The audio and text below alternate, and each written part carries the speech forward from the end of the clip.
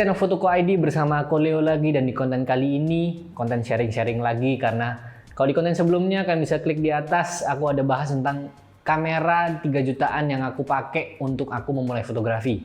Dan itu adalah kamera yang udah bisa dibilang kamera yang cukup oke untuk kita bisa memulai fotografi, mulai belajar, atau mulai juga untuk di bidang profesional juga. Nah, kali ini aku bakal bahas tentang lensa yang terbaik menurutku untuk kita kaum-kaum yang baru mulai fotografi tapi nggak ada modal. Di konten sebelumnya aku ada bahas tentang lensa ini, dan aku akan bahas benar-benar secara detail di konten kali ini tentang lensa ini juga. Jadi lensa yang aku maksud adalah 7 Artisan yang kemarin aku udah bilang di konten sebelumnya. Ini yang aku pakai adalah 55mm f1.4. Kalian bisa lihat ini ya. Jadi ini lensa yang benar-benar sangat membantu hidupku banget waktu aku memulai fotografi. Karena aku lensa pertama adalah lensa kit, itu aku juga pakai waktu itu untuk foto wedding dan lain-lain. Jadi sebelumnya aku pakai lensa kit 1650. Ini aku ada di tanganku sekarang juga 1650. Ini f berapa ya? f2,8 atau f ya segituan lah. Ini lensa pertamaku dan ini langsung lensa keduaku. Jadi aku pakai kamera 3 jutaan, lensa kit. Aku waktu itu beli kayaknya ya bekas juga, dan juga dengan lensa kit ini juga. Dan ditambah lagi aku akhirnya bisa beli lensa, bisa dibilang ini lensa manual. Ya bukan bisa dibilang, tapi ini memang lensa manual dan lensa third party. Yang aku pakai jadi ini manual, jadi aku harus ngatur semuanya secara manual, fokusnya secara manual dan lain-lain. Dan juga ini f1.4, jadi sebenarnya enak banget. Jadi waktu itu aku beli dengan hasil dari aku fotografi juga. Nah, ini aku bisa bilang ini adalah lensa terbaik yang bisa kita pakai untuk awal-awal memulai fotografi. Nah, jadi mungkin kali ini aku bakal sharing tentang detail dari lensa ini. Jadi lensa ini kayak yang tadi aku bilang 55mm f1.4, lensa manual dari 7 Artisan yang aku pakai untuk waktu itu juga sempat foto wedding atau event. Mungkin banyak yang bilang, aduh kalau manual susah lah untuk event. Memang iya, dan aku waktu itu juga bekerja fotografer juga nggak sendirian karena aku dengan tim. Aku waktu itu masih ikut tim juga, jadi aku waktu itu berdua atau bertiga. Jadi sebenarnya kita juga bisa jadi second photographer yang bisa tetap hasilin ambience yang lumayan seru juga. Kalian bisa lihat hasilnya kayak gini-gini. Nah itu semua aku ambil dengan lensa ini.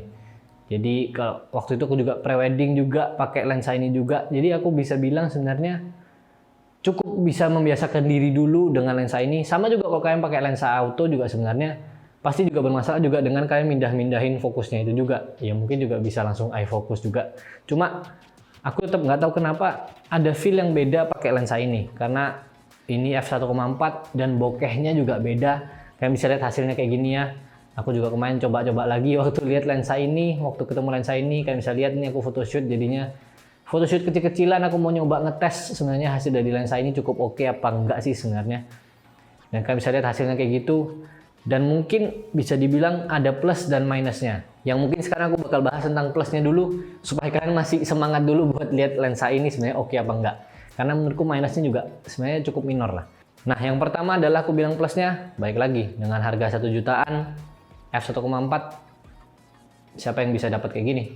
Kalau kita lihat di Fujinon f1.2, kalau kita lihat di Fujinon f1.2 56mm sekarang aja harganya di 6 jutaan apa 8 jutaan. Sedangkan ini cuma 1 jutaan.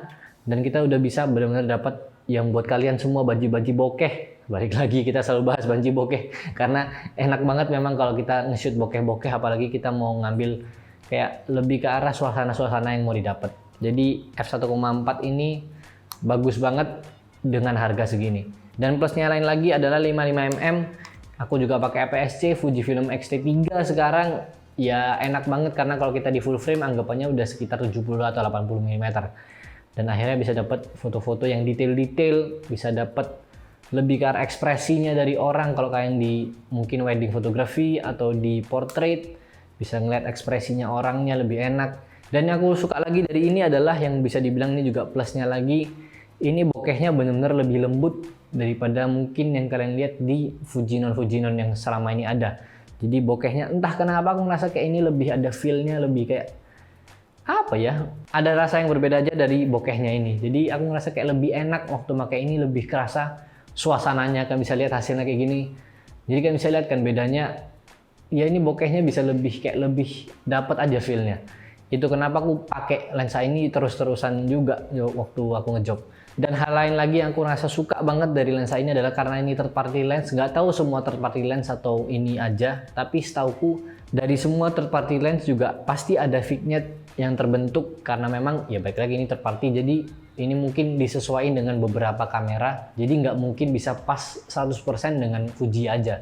Jadi biasanya ini langsung untuk Fuji, Canon, dan apa kayak gitu. Ada yang untuk Sony sendiri karena kan biasanya maunya agak berbeda. Tapi ya enak banget. Jadi kalau kalian mungkin ada pertanyaan juga, misalnya ini aku mau pakai lensanya ini di kamera lain, pasti bisa banget. Dan kalian juga bisa langsung cek aja di marketplace. Kalian cari aja langsung Seven Artisan, atau ada juga merek Meike juga, ada Samyang. Tapi aku suka Seven Artisan karena baik lagi murah. Jadi baik lagi yang tadi aku bilang akan menghasilkan vignette karena dia akan disesuaikan dengan beberapa kamera. Tapi aku malah ngerasa vignette ini adalah kelebihan dari lensa ini. Jadi bisa ngasilin bener-bener langsung fokus di tengah-tengahnya. Jadi aku suka banget sebenarnya. Dan memang di samping-sampingnya akhirnya fokusnya juga agak blur. Kalau kalian untuk foto-foto landscape mungkin aku kurang saranin pakai ini karena aku baik lagi aku kebanyakan jobnya juga untuk portrait, untuk wedding dan lain-lain, untuk family photography. Jadi hasilnya juga aku memang butuhnya lebih ke arah fokus ke bagian mainnya di tengah. Itu aku malah ngerasa jadi memang kayak nggak perlu pakai efek-efek lagi di Photoshop atau di Lightroom, pakai motion blur lah, pakai apalah, pakai Gaussian blur, nggak perlu karena udah ada langsung dari lensa ini terbentuknya. Jadi itu bener-bener plus yang aku rasa paling enak. Minusnya adalah ya baik lagi yang tadi aku bilang pasti butuh penyesuaian dan juga pastinya agak kesulitan untuk bisa ngefoto secara cepat jepret-jepret. Jadi biasanya aku memang langsung ada settingannya untuk bisa langsung lihat jendela fokusnya, jadi bisa lebih di zoom. Jadi aku bisa lihat dia fokusnya udah pas atau belum. Mungkin nanti di next konten aku bakal bahas tentang settingan-settingan yang penting dari kamera kalian untuk bisa kalian pakai untuk memaksimalkan foto kalian juga. Yang aku pakai juga nanti mungkin akan pakai contohnya pakai kamera Fuji karena ya selama ini aku juga pakai kamera Fuji. Nah tapi balik lagi ya itu tadi aku bilang jadi rada susah untuk bisa ngefokusin. Tapi kalau udah terbiasa kan bisa pencet-pencet fokusnya itu ya pasti udah gampang banget. Minusnya lain lagi adalah mungkin ini nggak selengkap lensa-lensa di Fuji yang Fuji punya, misal kalau di Canon juga yang Canon punya, karena kan mereka pasti juga punya lebih runut, lebih pas semua. Nah biasanya dari Seven Artisan nggak selengkap itu juga, jadi aku ada 55mm f1.4, aku juga punya 28mm f1.8 kalau nggak salah, tapi itu juga agak nggak enak juga sih karena aku juga ya itu kan rada wide, jadi mungkin kurang pas untuk ambience yang mau aku ambil. Nah jadi ini yang aku pakai juga dan mungkin aku kelupaan ini adalah plusnya adalah bodinya terbentuk dari ini kalian bisa dengerin suaranya. Nah ini jadi bodinya benar-benar kayak apa ngomongnya ini metal sih, jadi bukan plastik. Kalau kita bisa lihat Fujifilm X-C aja dia pakai plastik, nah sedangkan ini pakai metal. Jadi enak banget sebenarnya, ini lumayan tahan lah. Jadi itu sih sebenarnya aku nggak bisa bilang minusnya banyak karena menurutku aku suka banget sama lensa ini. Jadi aku bingung nyari minusnya apa lagi waktu aku mikir skripnya juga. Apalagi minusnya nggak ada karena ngerasa ini enak banget. Ya paling cuman butuh kebiasaan atau butuh membiasakan diri untuk bisa main yang manual kayak gini. Mungkin minus yang lain lagi adalah nggak ada locknya. Jadi ini kalau kalian kadang mungkin suka kegeser-geser di F-nya ini atau di fokusnya juga gampang kegeser. Dia bisa nih, lihat ya, nih geser kayak gini-gini. Nggak tahu bisa fokus apa enggak nih. Jadi gampang banget kegeser. Waktu kita geser fokus, mungkin kadang suka geser-geser. Jadi F-nya kadang-kadang bisa berputar sendiri. Kadang itu yang rada mungkin kalian harus lebih perhatiin aja. Cuma ya baik lagi, harganya di 1 jutaan dibandingin 8 juta, 6 juta. Ya aku mending 1 juta lah. Yang penting bisa latihan-latihan juga aja dulu untuk bisa membiasakan diri. Jadi itu aja sebenarnya plus minusnya yang aku mungkin bisa kasih tahu dan aku bisa share juga ke kalian kenapa aku suka banget dan menurutku ini lensa terbaik dengan focal length terbaik, dengan aperture atau f yang juga paling pas menurutku. Ini untuk foto detail enak banget, jadi aku bisa bilang ini lensa terbaik di harga 1 jutaan doang dan ini lensa yang aku paling suka juga.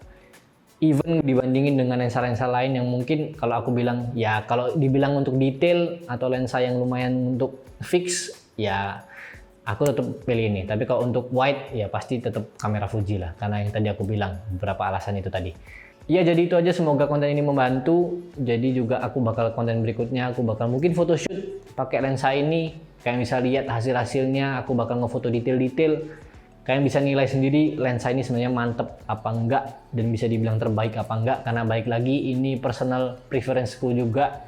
Jadi ini juga menurutku pribadi, kalian mungkin punya pendapat yang beda, ya silahkan aja, karena baik lagi kita semua kan pasti ada preference masing-masing. Tapi baik lagi, kalau kalian mungkin ada yang tanya dan aku tadi mungkin belum bahas juga, ini di harga 1,6 apa 1,8 jutaan ini untuk Seven Artisan. Kalian mungkin mau cari merek lain yang mungkin lumayan murah juga, aku bisa bilang Meike itu lumayan oke, harganya lumayan murah dan juga vignette-nya mungkin nggak se Seven Artisan ini juga. Kalian bisa cek aja nanti, mungkin di YouTube luar ada yang bahas tentang itu juga, tapi nanti mungkin aku bakal bikin konten khusus tentang itu juga dan kalian bisa lihat hasil photoshootnya juga kayak gimana. Dan aku bakal, ya tadi aku bilang aku bakal konten photoshoot khusus, satu photoshoot yang memang aku bikin project lah untuk aku bikin konten ini juga. Kalian bisa lihat hasilnya kayak gimana dan apakah cukup mumpuni. Jadi itu aja, kalau kalian masa suka dengan konten ini kalian bisa klik like di bawah. Kalian bisa subscribe juga supaya nggak ketinggalan konten-konten berikutnya, karena kita akan membahas seputar fotografi, videografi, dan content creation. Jadi kalian bisa langsung subscribe aja di bawah, kalian bisa nyalain lonceng notifikasi supaya nggak ketinggalan konten berikutnya.